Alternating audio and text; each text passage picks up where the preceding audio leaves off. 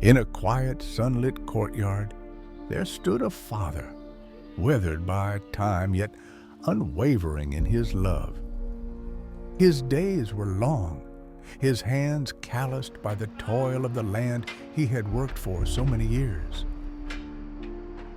He knew the value of hard work and the quiet comfort of a life rooted in simplicity.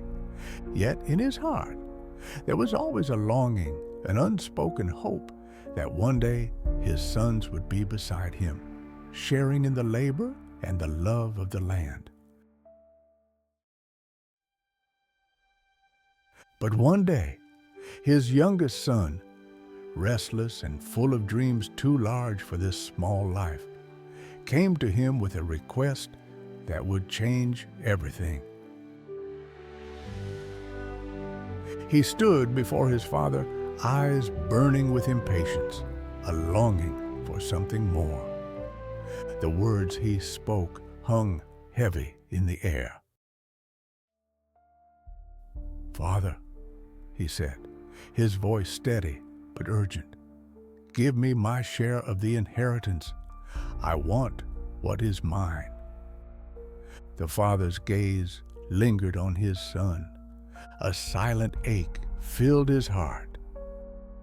How could his boy ask such a thing, to take his inheritance and leave as though he were already gone? But in that stillness, the father understood. Sometimes love means letting go. His heart bled with sorrow, but love does not hold back. With a slow, deliberate motion, he divided his wealth, a portion for the son who would soon walk away, and another for the one who remained. The boy took the gold in his hands, trembling as if it was more than he could hold, and without another word, he turned and left. Days turned to weeks, weeks to months, and the son journeyed far from home, seeking something he couldn't name.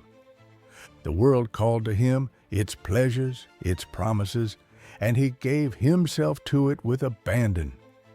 He spent recklessly, filling his days with wine, feasts, and companions who were never there when the money ran dry.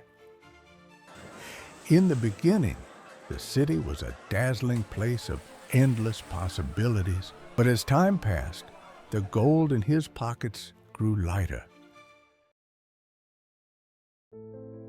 The days became a blur of fleeting indulgence, and soon the sun-burned streets gave way to shadows. The famine came like a storm, sudden and fierce, and with it, the harsh truth. The boy, now penniless and starving, found himself in the filth of a pigsty, his stomach growling louder than his pride. As he fed the pigs, he looked at their food, so plentiful, so abundant, and he realized, for the first time, how far he had fallen. He was nothing more than a beggar in a stranger's land. And in that moment, amidst the cold despair, a thought struck him like lightning. The servants in his father's house had food to spare. His father's house, where love had never wavered, where the doors had always been open, where warmth and comfort awaited. He would return. So he rose from the muck and mire, a broken shadow of the boy who had left. His feet dragged, but the weight of his own failure was nothing compared to the hope that pulled him toward home. The father, standing at the edge of his land, had not forgotten. And one evening, as the sun began to dip low in the sky, he saw him, just a speck in the distance, yet unmistakable. His heart leapt. Without a moment's hesitation, without even a thought to the years of distance between them, the father ran. He ran with all the strength of a love that could not be contained. His robe flapped behind him, his old legs carrying him faster than anyone would have believed. The Father's feet hit the earth with a speed that defied his years, for in that moment, nothing mattered but the Son who was coming home. When the Father reached him, he did not hesitate. He did not wait for the boy to apologize, to explain. He didn't need to hear the words of guilt or shame. He only needed to hold his son. And the son, broken and weary, could only say through trembling lips, "Father, I have sinned against heaven and before you. I am no longer worthy to be called your son." But the Father, filled with a joy that could not be contained, did not listen to his son's broken words.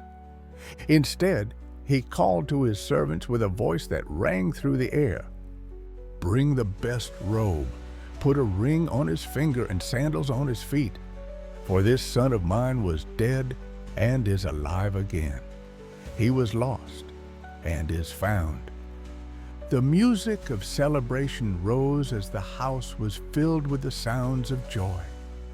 The fattened calf was slaughtered and a feast was prepared, for what was lost had been found. What had been broken was made whole. And in the arms of the Father, the prodigal son was no longer lost. He was home. And as the night fell, the Father's love illuminated the path back to grace, reminding us all that no matter how far we stray, love will always lead us back.